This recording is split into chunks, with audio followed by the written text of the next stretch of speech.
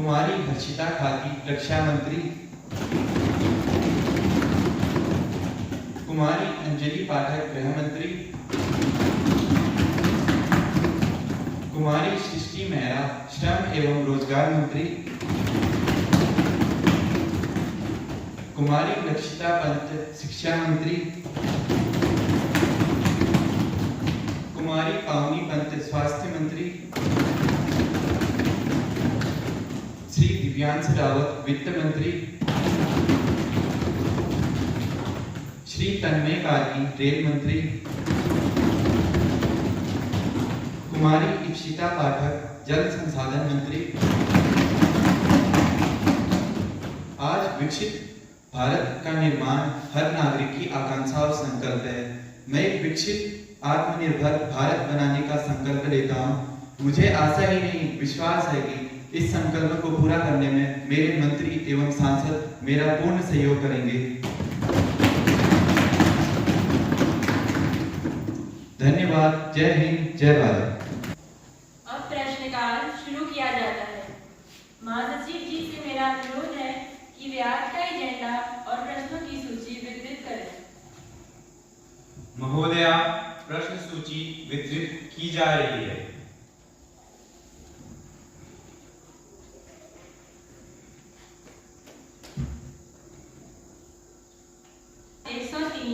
श्री पवन पाठक। महोदया, मैं आपकी अनुमति से सरकार से देश की सबसे बड़ी समस्या के बारे में जानना चाहता हूँ। आपको अनुमति दी जाती है। माननीय सभापति महोदया एवं संपूर्ण सदस्यगण, भारत जो कि 1947 को आज़ाद हुआ और आज 2024 है, लेकिन सरकार आज तक एक समस्या का समाधान नहीं जुटा सकी, जो कि है बेरोजगारी। भारत की जनता की एक आम समस्या है। माननीय सभापति महोदया, प्रधानमंत्री नरेंद्र मोदी हर साल लोगों को विश्वास दिलाते हैं कि वह हर आदमी को नौकरी देंगे, लेकिन जब चुनाव खत्म होते हैं उन वादों उम्मीदों का कोई अता पता नहीं रहता। माननीय सभापति महोदया, भारत में लोगों को हर एक काम, चाहे वह नौकरी पाने की न हो, हर एक काम के लिए लंबी लंबी कतारों में लगे रहना पड़ता है। महोदया, उच्च शिक्षा प्राप्त युवा में बेरोजगारी दर 25% तक पहुंच गया है।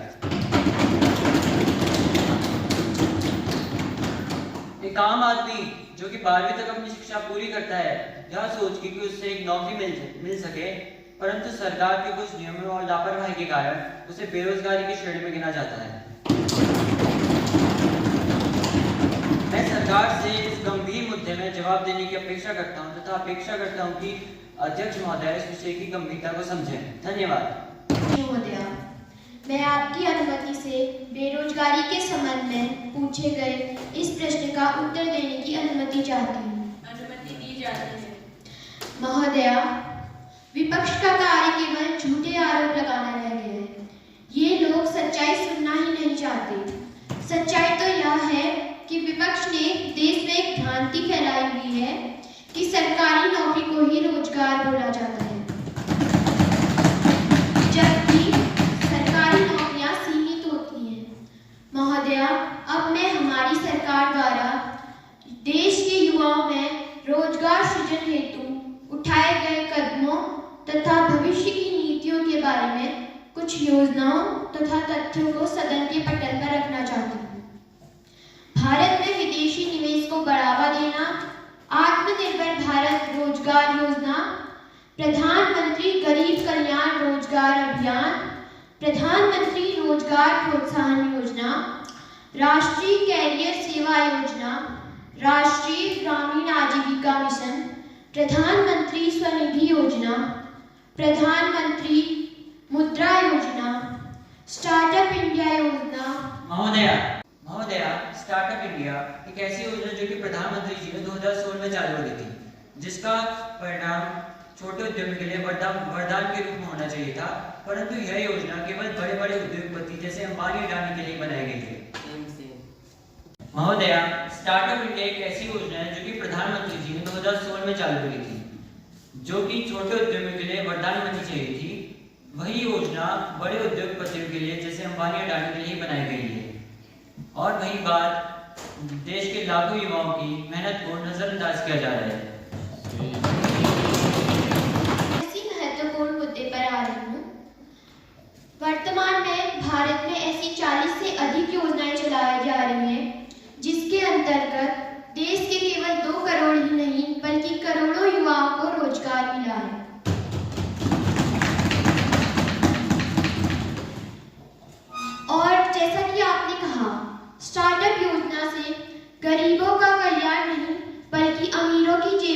जा रही है, तो उसके संबंध में मैं आपको बताना चाहूँगी कि स्टार्टअप योजना ऐसी कंपनियों के लिए है जो अपने शुरुआती चरण में होती है। बड़े उद्योगपतियों के लिए तो यह योजना है ही नहीं। वर्तमान में भारत में उद्योगों की संख्या 300 गुना बढ़कर 1,28,000 हो चुकी है। हमारी सरकार द्वारा स्टार्टअप योजना के तहत जो उद्योगपति छोटे स्तर से अपने मध्यम तथा उत्तम उद्योग लगाना चाहते हैं, उनको 10 लाख से लेकर 1 करोड़ तक की सब्सिडी राशि प्रदान की जाती है। महोदया, मैं बताना चाहूंगी कि इसके अच्छे परिणाम प्राप्त हो रहे हैं। धन्यवाद। महोदया, आपने 1,28,000 स्टार्टअप्स की आंकड़े गिनाए। मैं आपको यह बताना चाहूँगा कि उन्हीं स्टार्टअप में से आधे से ज़्यादा स्टार्टअप ऐसे ही असफल रहे हैं। सरकार का काम अब बस यही रह गया है कि दूसरों के आरोपों को दबा देना, और जब कोई उनकी योजनाओं के ऊपर सवाल करे तो आंकड़े दिखाकर बात को टाल देना। महोदया, मैं आपके माध्यम से विपक्षी दल के नेता को बताना चाहूंगी कि हमारी सरकार द्वारा उद्योग शुरू करने वाले युवाओं को पूर्ण वित्तीय सहायता प्रदान की जाती है, और केवल वित्तीय सहायता ही नहीं, अपितु हमारी सरकार द्वारा प्रधानमंत्री विश्वकर्मा योजना चलाई गई है, जिसके तहत युवा उद्यमियों को मास्टर ट्रेनर्स द्वारा मुफ्त प्रशिक्षण दिया जाता है। मैं विपक्षी दल के नेता को बताना चाहूंगी कि दूसरों की आवाज दबाने की आदत हमारी नहीं बल्कि उनकी है। वे लोग तथ्यों को स्वीकारना नहीं चाहते। मैं उनके संज्ञान में लाना चाहूंगी कि हमारी सरकार द्वारा भारत के युवाओं में रोजगार सृजन करने हेतु अनेक योजनाएं चलाई जा रही है। वह विपक्ष को भी इनकी सराहना करनी चाहिए। धन्यवाद। प्रश्न संख्या 101 श्री हितेश धानी। माननीय अध्यक्ष महोदया से सत्ता पक्ष से प्रश्न पूछने की अनुमति चाहता हूँ। अनुमति दी जाती है। मायावती महोदया, मैं आपसे सरकार की अग्निवीर योजना के बारे में जानना चाहता हूँ। महोदया, इस योजना के अंतर्गत कई कमियां हैं, जैसे कि अग्निवीर का कार्यकाल केवल 4 वर्ष का है। अग्निवीर की ट्रेनिंग केवल 6 माह की ही हो पा रही है। आदि केवल 4 वर्षों की सेवा होने के कारण वे समर्पण भाव से वे सेवा नहीं कर पा रहे हैं। ट्रेनिंग कम होने के कारण युद्ध जैसी स्थिति में वे पूर्ण भाव से उसमें सेवा नहीं दे पा रहे हैं तथा देश की सुरक्षा को खतरा बढ़ रहा है। कृपया संबंधित मंत्री मेरे प्रश्न का जवाब दें। धन्यवाद। माननीय अध्यक्ष महोदया, मैं विपक्ष द्वारा पूछे गए प्रश्न का उत्तर देने की अनुमति चाहूंगी। अनुमति दी जाती है। माननीय सभापति महोदया, सरकार की किसी भी महत्वाकांक्षी योजना पर सवाल खड़े करना यह विपक्ष की पुरानी आदत है। महोदया, मैं आपके सामने कुछ तथ्य रखना चाहूंगी। महोदया, इस योजना का प्रमुख उद्देश्य सेना को युवा बनाना है, ताकि युद्ध जैसी स्थिति में हमें ज्यादा से ज्यादा सैनिक मिले।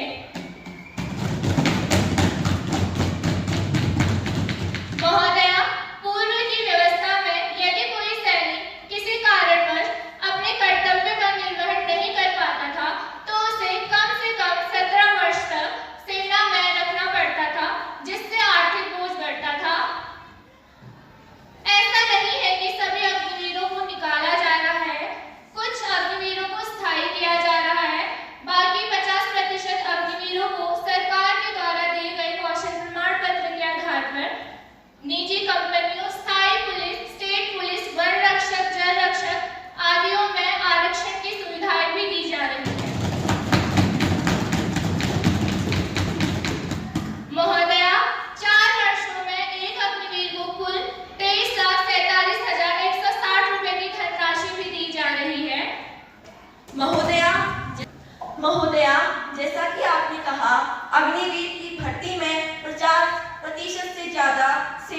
रहेगी।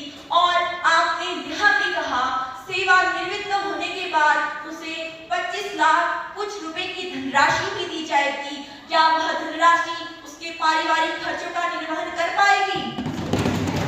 तथा आप आजकल कभी भी अपनी मर्जी से योजनाओं में परिवर्तन कर दे रहे हैं। क्या आप मुझे विश्वास दिला सकती हैं कि आप उन जवानों को सेना में रखेंगे? कृपया मेरे प्रश्न का उचित जवाब दें। धन्यवाद।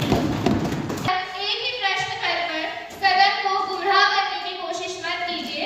जैसा कि मैंने पूर्व में ही कहा कि हमने सभी अग्निवीरों के लिए कम से कम सरकार के द्वारा दिए गए कौशल प्रमाण पत्र के आधार पर सभी को निजी कंपनियों, स्टेट पुलिस, थाई पुलिस सभी में और अर्धसैनिक बलों में आरक्षण की सुविधाएं भी प्रदान की है।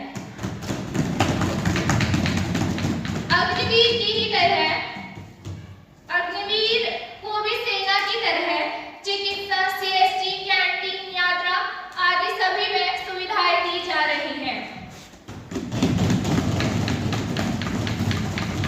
अतः महोदया, इस योजना को लागू करने से पहले हमने 140 करोड़ जनता की शांति तथा अग्निवीरों की सुरक्षा को ध्यान में रखते हुए इस योजना को लागू किया है। यह योजना राष्ट्रहित में लाई गई एक मुख्य योजना है। चाहे विपक्ष चाहे कितना भी हल्ला मचाए, हम इस योजना को वापस नहीं लेंगे तथा यह योजना निरंतर भविष्य में भी जारी रहेगी। धन्यवाद। प्रश्न संख्या 160 सुश्री प्रियांशी रावत। अध्यक्ष महोदया, मैं आपके माध्यम से सरकार से प्रश्न पूछने की अनुमति चाहती हूँ। अनुमति दी जाती है। महोदया, जैसा कि हम सभी जानते हैं, भारत एक कृषि प्रधान देश है, जहां आजादी के 2 दशकों से भारत के कृषि प्रधान देश है, जिसमें सकल घरेलू उत्पाद में कृषि क्षेत्र का 60% योगदान है, जो अब घटकर केवल 15% रह गया है।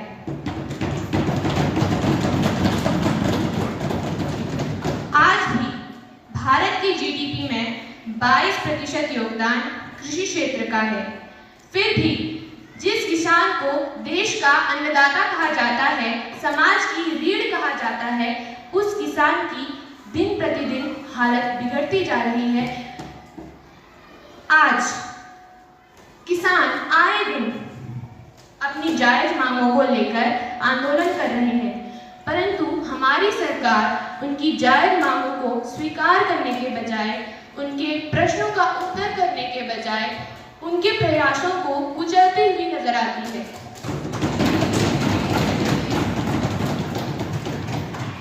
महोदया, ये अत्यंत दुखद विषय है कि आज भारत में किसान आत्महत्या